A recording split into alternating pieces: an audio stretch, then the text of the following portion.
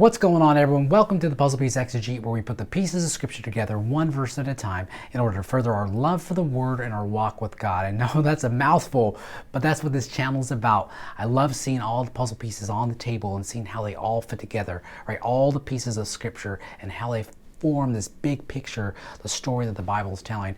And we're in our 9-part series, 9 different puzzle pieces that help form this big picture, the story that the Bible is telling. And so what I'm wanting to do, I want to kick off what I like to call the puzzle piece footnote. Now, I'm a huge footnote guy. I'm not an endnote. I know that's like a whole geeky, nerdy debate, but I'm really not. I like to look at the little note and look down. There's my note. I don't want to have to go all the way to the end of the book to find out all the extra information. And so a lot of times I try to do videos as short and concise as I can. I know sometimes they're longer than I want them to be, but I have to like cut down and pare down, and some stuff just doesn't make the cut, and stuff that I really want to talk about just doesn't make it. It's kind of like those DVD extras, you know, like what's a DVD, right? Everyone streams now. But I love DVDs because you get all the commentary from the directors, you get all the deleted scenes, you get all the extra info. And what I want for this to be, for the puzzle piece footnote, is all the extra tidbits that I wanted to talk about, but I didn't get a chance to talk about. So if you haven't had a chance, make sure you look at that first video first, hit the pause button, look at it, and then come on back. Make sure to hit that subscribe button and the notification bell. I know I'm supposed to say that, but it's important. I want to make sure you know this is you don't miss any content. So that being said, we talked about how our first puzzle piece was this: that in the beginning God created everything, and in His image He created humanity. So I want to go back to the idea of creation, because there's a lot of stuff here that I think is important. So back, you know, in Genesis chapter 1 and 2, in the beginning God created everything, right? And we've read this story, and I think what happens a lot of times is that the narrative that it kind of falls under is young Earth or old Earth, right? Is it 24 literal hours, 7 literal days, or is it epochs of time? And for the longest time, that's the only view that I actually really knew, or the views that I actually knew. I didn't know that there were other views out there. And what I want to share with you today is some of those extra views. And so part of understanding this is understand that as I'm going to put myself in it, all right?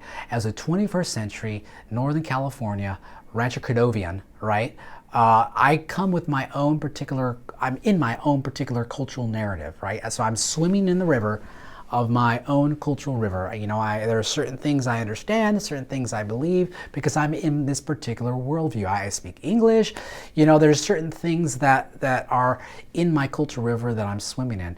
Well, we have to understand that though the Bible was written for us, it was not written to us. And that's a scholar by the name of John Walton. That's his kind of go-to phrase. So the Bible was written for us, but it was not written to us. Who was written it to? It was written to an ancient Israelite, I'm talking about the Old Testament now, Genesis, an ancient Israelite audience in a particular cultural context, in a particular cultural setting, in a particular language, you know? And so we have to understand that particular cultural river that they were swimming in. And I think a lot of times what we do is we superimpose our cultural river, and we're trying to pour our water on top of, into their river, and put meanings on texts that would have been completely foreign to them. And that's what we have to understand. It's like when we come to the text, we have to approach it and understand what would have been the original hearer's understanding, whether that's the New Testament or the Old Testament. And when it comes specifically to the Old Testament, Genesis, the first couple of chapters, the first 11 chapters of Genesis, the ancient Near Eastern context is so important to understand. And fortunately, we have a wealth of material that has been unearthed through archaeological excavations in the last 100+ years. And so what I want to talk about a little bit today are some of those findings, and they can help us to better understand what the ancient Israelite would have seen, in particular case, on the creation story. So first we understand that the creation story in the book of Genesis is not the only creation story in the ancient Near East. I mean, they're all over the place, but probably the most popular one is the Babylonian creation myth called Enuma Elish. And what it does, it tells the story of the god god Marduk, and Marduk fights the sea goddess Tiamat, and they engage in this epic battle. And it says that Marduk blew the evil wind into Tiamat, and she blew up. And he took the arrow and just pretty much slayed Tiamat. And from that he ripped her in two, and from that the universe was created, the waters were separated, and that's so interesting because we take a look in Genesis chapter 1. I'm going to go ahead and read it. In verse 6, and God said, let there be an expanse between the waters to separate water from water. So God made the expanse and separated the water under the expanse from the water above it. And it was so. God called the expanse sky, and there was evening and there was morning the second day. And so we have in the Babylonian creation myth that it was through violence. And we have to understand in the ancient Near East that the sea or sea monsters was seen as chaos, disorder. And so Marduk is sent to slay Tiamat, and from chaos comes order through violence and through the demise of this sea monster goddess Tiamat. But what do we see in the biblical narrative? We see that it is God who brings order out of chaos by the means of his very word. It was already, there was no need to essentially to conquer any type of quote unquote sea goddess or whatnot. And this, again, this is something, this to an ancient Israelite, this Babylonian Enuma Elish creation myth would have been well known. And so a lot of times we come to texts like this, it's a polemic against, an argument against the narratives that were going on, and say, no, it is, and we're going to later find out, because in chapter 1 it says God is Elohim. Well, which Elohim? We find out later that it's Yahweh Elohim. We find out in chapter 2 it's Yahweh Elohim who has done all this. The same Yahweh Elohim who made a covenant with Moses and the Israelite people for the Israelites to be his people. So it's Yahweh Elohim who has done this creation and brought order out of chaos by the means of his word. So what's one of the first things I wanted to kind of talk about is the parallels. So in the ancient Near East, there are parallels, but there are also differences. So the parallels we see, right, that there's the creation of the known universe, the heavens and the earth, the separation of the waters, and the creation of humanity. Humanity was placed in the garden. Well, that same Enuma Elish text talks about how a particular god, the gods were disgruntled, they didn't want to do their work, and say, let's create someone to do the work for us. And so they create humanity by killing a god, mixing his blood with the dirt, and they form humanity to do their bidding. And what do we see? We see that it's humanity that's formed from the dust of the ground, and it's the breath of life that is breathed into the nostrils of man. And so that, again, that's what would have been another parallel. Something else we see it in Psalm 74, and so in 1929 there was a place called Ugarit that was discovered, and it was north of Israel, and it was actually before the time of Israel, and right as their civilization was ending, the Israelites were entering into the Promised Land, but their language in 1929 we found thousands of clay tablets with an unknown at that particular time. It's Ugaritic is the language now, but it was pretty much unknown at the time, but its language is within the same family as Hebrew, and so there are a lot of parallels that we've found since 1929.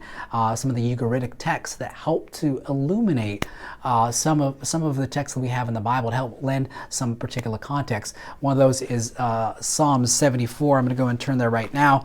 Having to do so Psalm 74. We'll kick off on verse 13. It was you who split open the sea by your power. Again, we see that same, the splitting of the sea by your power. You broke the heads of the monster in the waters. It was you who crushed the heads of Leviathan. So the sea monster and Leviathan. So these are Lotan. So in the Ugaritic myth, it was Baal, and we've heard that name, right? Baal in the Old Testament. I mean, it was Baal. I'm just gonna say Baal, who was the Canaanite god that was such a downfall for the Israelite people.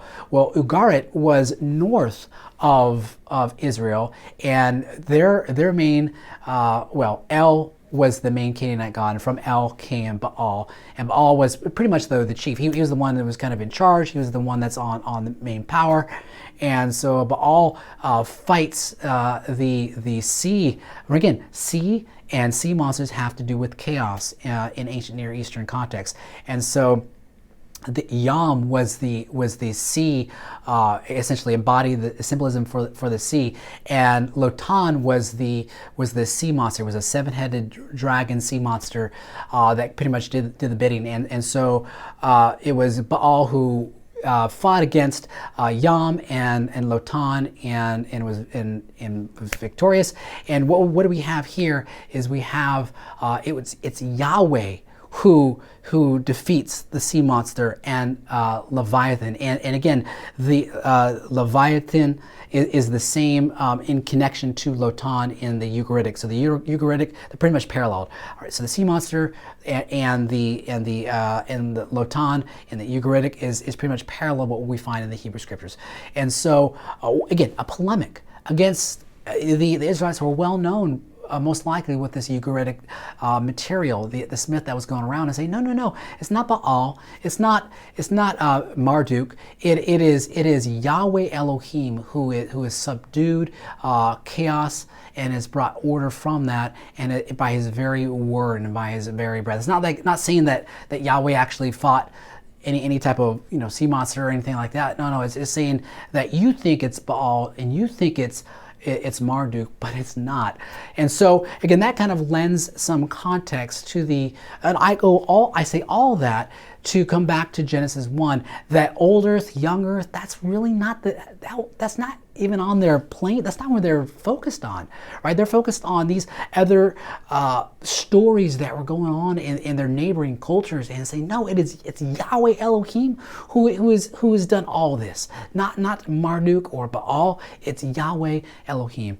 And so the second thing I want to look at off my video, I talked about the image of God, and one of the things I didn't really kind of have time for was that the king of a particular land or region would often be seen as the image of God or in the likeness of God.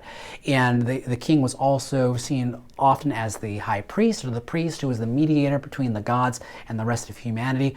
And again, the king was often the one who was the cultivator, the irrigator, the one who had the plans to make sure that everything was, as far as the farming and whatnot, was taken care of. And so we see in Genesis, where in other ancient Near Eastern cultures it was one particular individual, we see in the New Testament or in the Old Testament that it's all of humanity that is made in the image of God. It's all of humanity that's having this cultivating role of creation, to cultivate creation, and to be in this priestly royal role that I talked about in my video.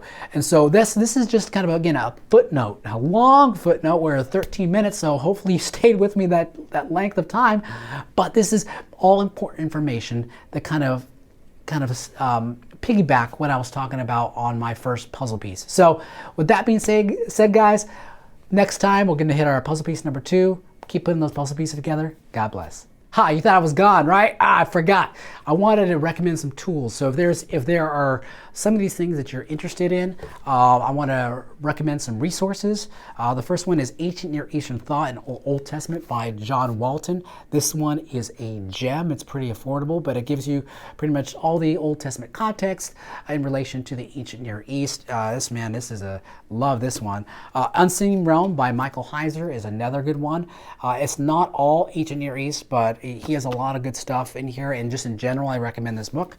And then when it comes to the actual original source material of the Ancient Near East, I mean, obviously not in the original language, but in English, readings from the Ancient Near East.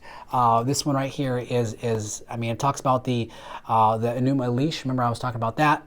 The Baal cycle, which is the Ugaritic text talking about Baal and Yam and whatnot. This one right here, this one is a treasure. Again, pretty affordable. So it's just some resources, guys, to help you in your studies. Again, till next time, God bless.